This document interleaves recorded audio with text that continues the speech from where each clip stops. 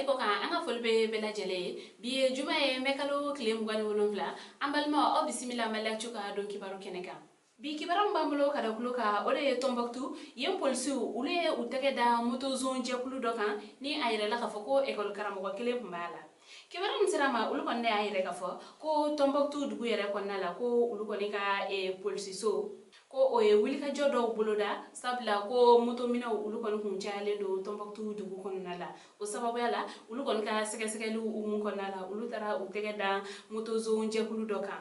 ni bara nun kon se fa ayre la kafo ko mo duru minela o mo duru minelen flene yo ola ko école karamo ko kelen kon kumbe ola ko ni mo nun kon minela kata soro moto tan yogona o rebe u bolo marala ko nunu kon kunga barate doere ni ka boni marfa ye u fe ni ka marama fe ko ni nyashi mo ma ka uluga telephone u ga masri fe u fogata se u bolla waruma ka ulu mine ula ni milale nun kala ka keni mekalo kletan wore ni minali nunu ulu bela jelen kala ka keni mekalo kletan wore ga ka ula dona ka fako albi segal to we sina kibara were mambulo kada kulokan ode sigaso ye chrétien dine shifi je kulu ma kebeni biduru nyogona ulu tara uga ladamu kan kono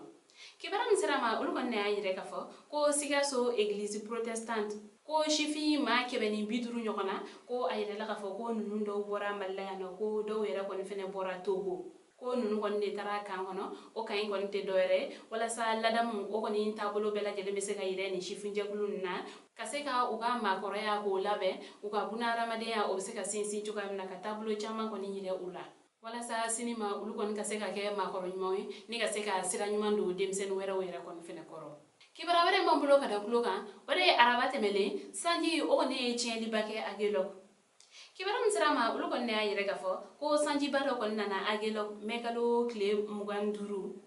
ni okela sababu ye sira ko ni chama tikela wa fene ma chama kon ka so ulu bina agelo dunya ma do yere kon ka fala ko ni konte ko kuraye ulu kon ka yorola ko sabla ko sanko ni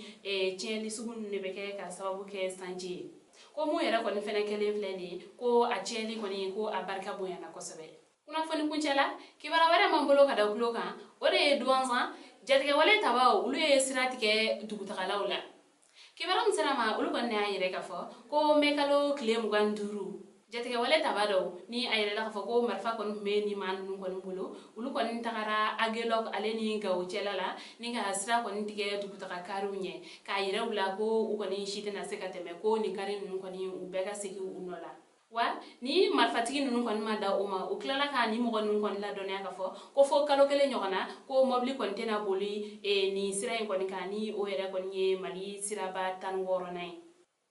ni dugutaga kari nunu nyama do kon ka fala ko ni jatiga wale taban nun kon ye dugutaga lan na jo kasoro uni donsa o kon chele kilometre bisaba anin duri amal ma ni kibera ne pambulo kada kuloka ani che aka kiloma jola o kambe